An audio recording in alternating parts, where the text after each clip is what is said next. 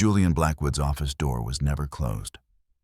He believed that openness created transparency, and at 47, he had built an airline empire where transparency was the foundation. Ethel Airlines wasn't just a name on the fuselage. It was his dream nurtured from the early days of leasing an old plane and serving short-haul routes. Now, from the 40th floor of a Manhattan skyscraper, Julian could see planes with the Ethel logo taking to the sky their shimmering silver stars against a deep blue background. He was known as the Dream Weaver, a nickname that both honored his vision and placed an invisible burden on him. And that burden was growing heavier. On his ebony desk, financial reports stacked high with healthy numbers. But next to them was a thinner file filled with words the drab color of disappointment. These were the customer feedback reports. Julian flipped through the pages. The service is fast, but the attitude is cold. I felt like I was just a number. The favoritism is embarrassingly obvious. The complaints weren't about delayed flights or lost luggage, but about something more vague, more elusive: the service culture. He felt a crack spreading, a fissure that couldn't be mended with numbers or flashy ad campaigns. The door opened, and Eleanor Vance walked in. She was Ethel's COO, Julian's close friend and right hand from the very beginning. At 45, Eleanor had a calmness and pragmatism that sometimes contrasted sharply with Julian's romanticism. In her hands were 2 hot cups of coffee. "I assume you've seen the numbers?" Eleanor said, placing a cup on the desk. Julian sighed. And the words hidden behind them, L. He pushed the feedback file toward her. "We're losing our soul. The warm, friendly feeling we built in the early days."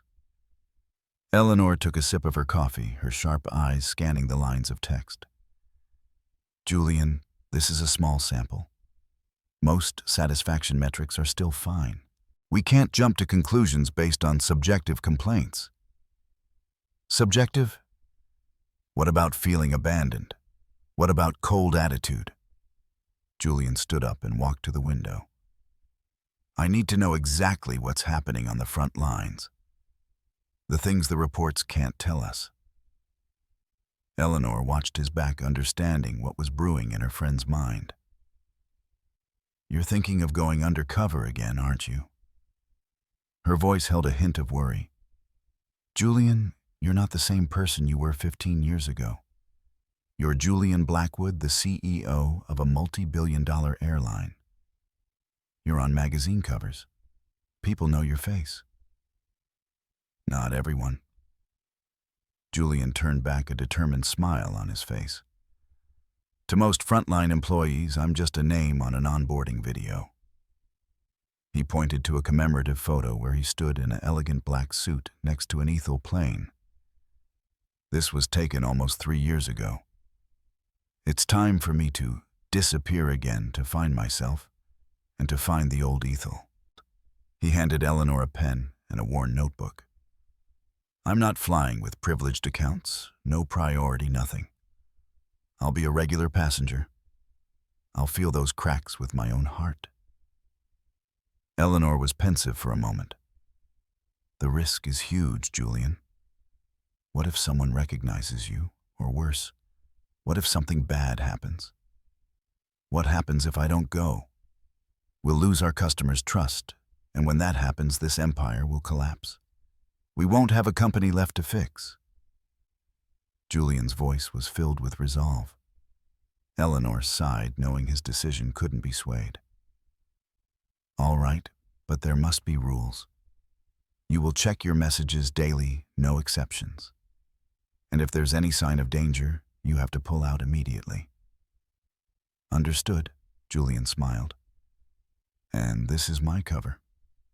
He placed an old pair of glasses, a simple outfit, and a worn backpack on the desk. "I'll be Ethan Carter, a retired teacher, visiting old friends." It was a simple transformation, but enough for him to step into his own underground world, where he hoped to rediscover the spark that had once ignited Ethel Airlines. Ethan Carter, the retired teacher, hoisted his worn backpack onto his shoulder and stepped into the world that Julian Blackwood himself had created. But this world, from the perspective of an ordinary passenger, was a completely different color. He began his journey from Boston to Chicago.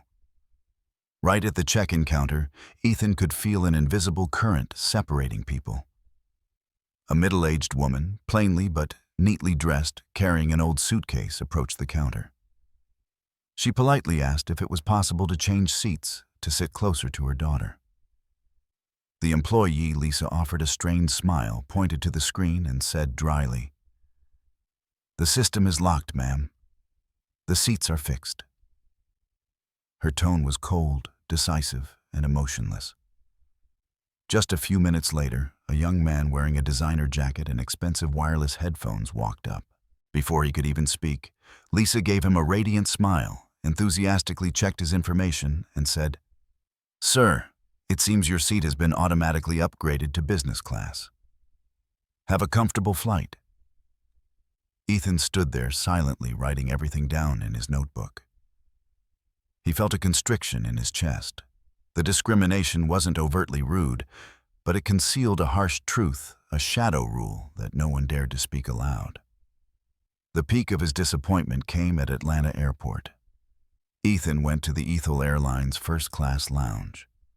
Serena, the female employee at the counter with her shiny name badge and professional smile, glanced at him. Her eyes lingered on his old jacket and backpack. "Sir," she said, her voice polite but condescending, "this lounge is only for premium customers." Ethan presented his platinum membership card. Serena took it, checked the computer, but her eyes were still full of skepticism. She said hesitantly, "We need to verify this. Please wait outside for a moment." Ethan quietly stepped out and sat down on a leather chair in the public area. He felt the humiliation creeping in. It was a feeling he hadn't experienced since he started building Ethel. A few minutes later, a man in an elegant suit, a Mr. Hamilton, walked up. Serena immediately flashed her brightest smile.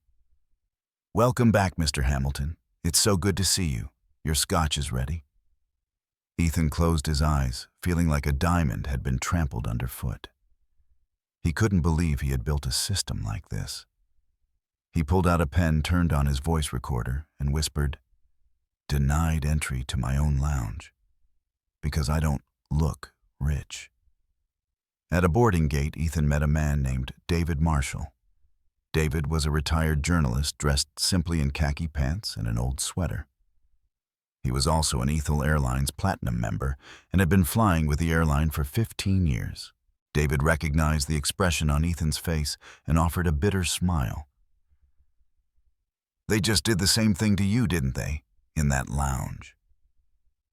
Ethan was surprised and looked at David. "You too. The days I wore a suit, I was treated like a king. Now I'm just an old guy in an old sweater, and everything's different," David recounted. "I've sent emails, made complaint calls, but I only get canned responses.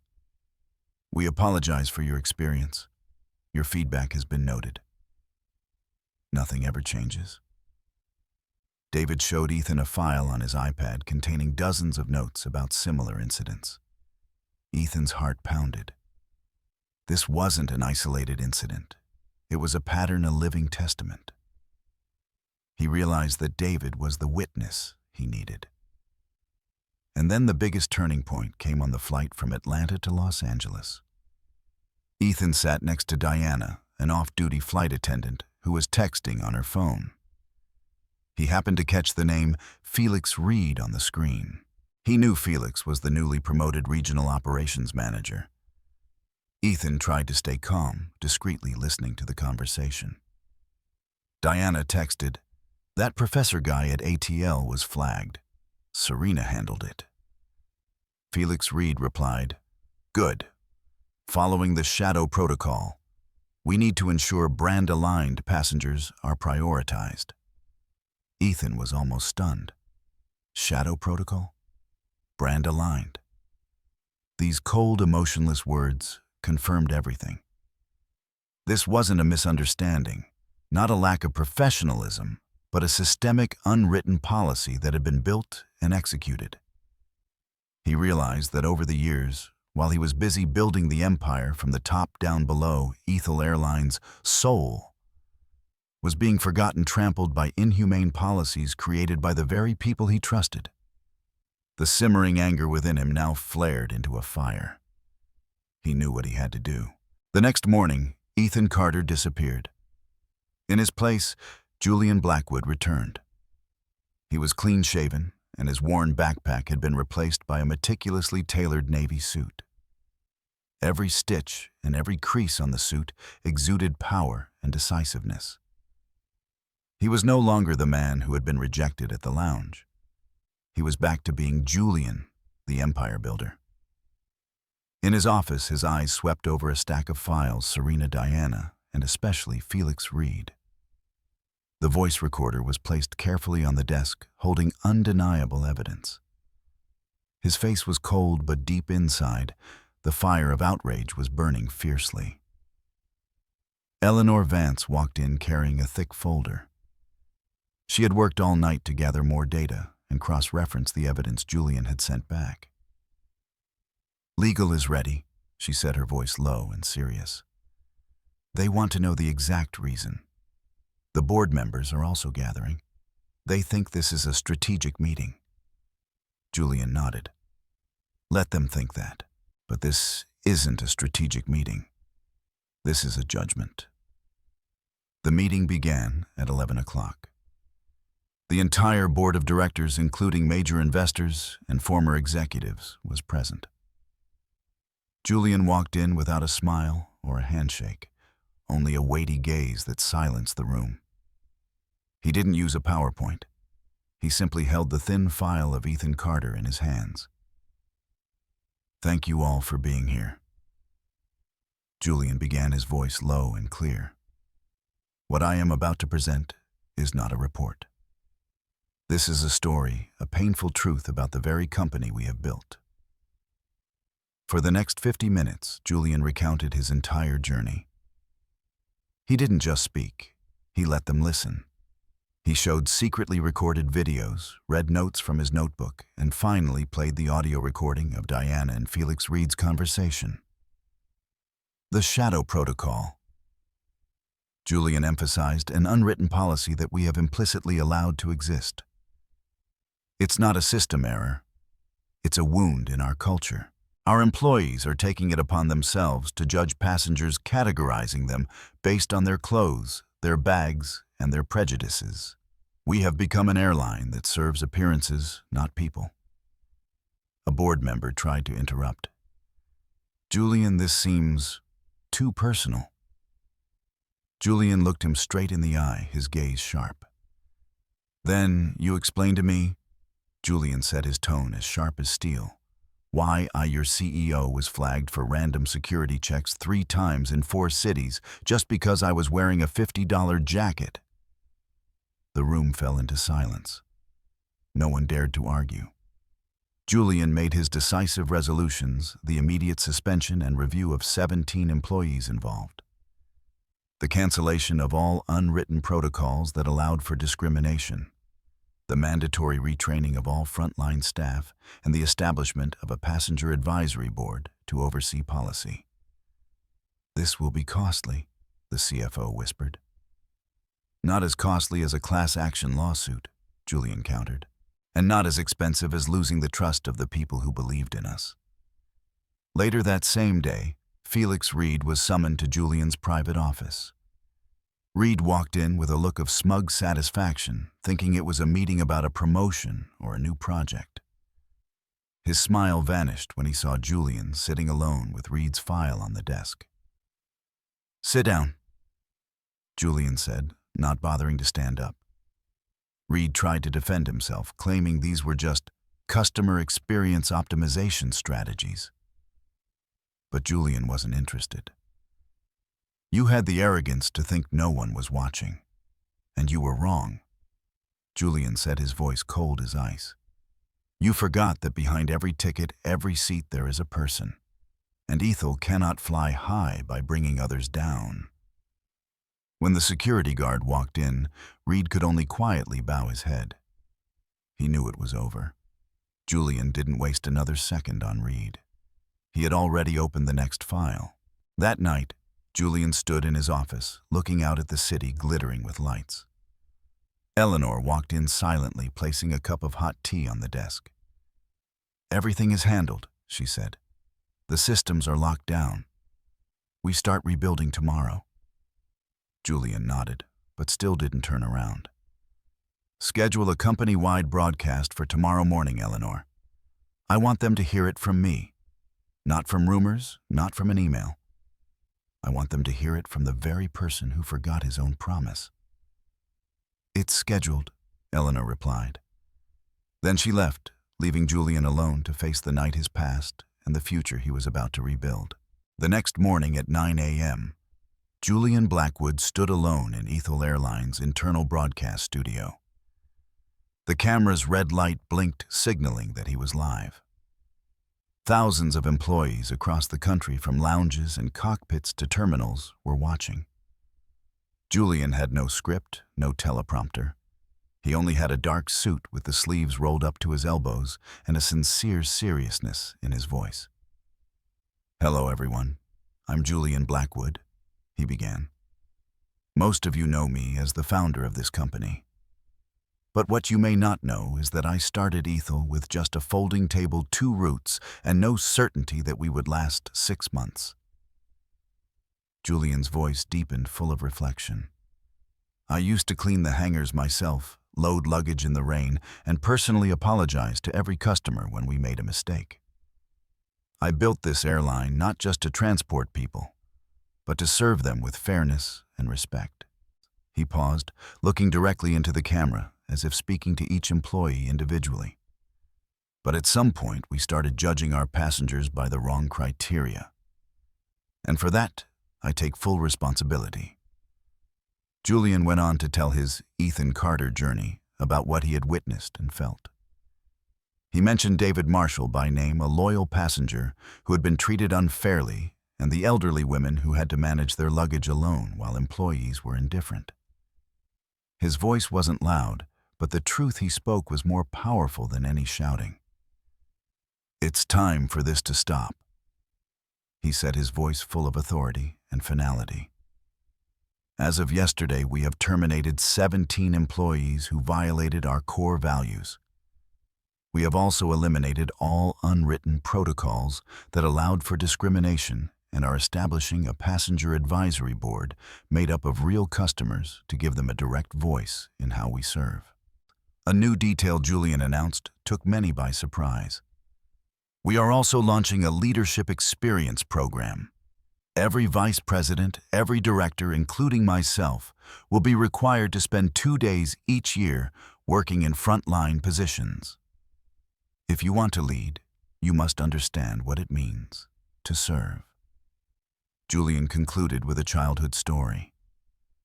"When I was 19, I was once stranded at an airport overnight. My flight was canceled and I had no money, no hotel voucher.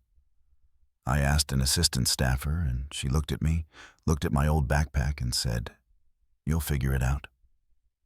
That night I slept on a row of chairs. I promised myself that if I ever built something in this world, no one would be treated like that again." He looked into the camera, his eyes resolute. "On the path to success, I forgot that promise. But now, I remember." The broadcast ended. A wave of emotion spread throughout Ethel's terminals.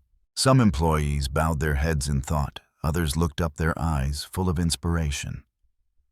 No one left because they all felt that a real change was underway. A few days later, Julian appeared at the airport again. But this time not in his Ethan Carter disguise. He simply stood quietly near a boarding gate, observing. An elderly couple approached the counter. This time the employee smiled, first enthusiastically checked their tickets, and came around the counter to help them with their luggage. It was a small but hopeful beginning. Later, Julian invited David Marshall to his office. There were no cameras, no reporters, just 2 men sitting in a quiet room looking out at the runway. "I owe you my thanks," Julian said. "It was your patience and loyalty that helped me realize my mistake." David smiled. "All I wanted was to be treated with fairness, even when I wasn't wearing a suit. I wanted my loyalty to mean something." "It always has," Julian replied. He handed David a first-class ticket, a gift not for atonement, but as a symbol of respect. More importantly, he offered David a position on the newly formed Passenger Advisory Board. David accepted on one condition: "Don't forget what happened, Julian, and don't let it happen again." Julian looked him straight in the eye, responding with unshakable conviction, "I won't." That night, Julian returned to his office. He took the old notebook, turned to the final page, and wrote one last line. Then he closed it for good. The words read, "Respect is not a privilege. It is the core service."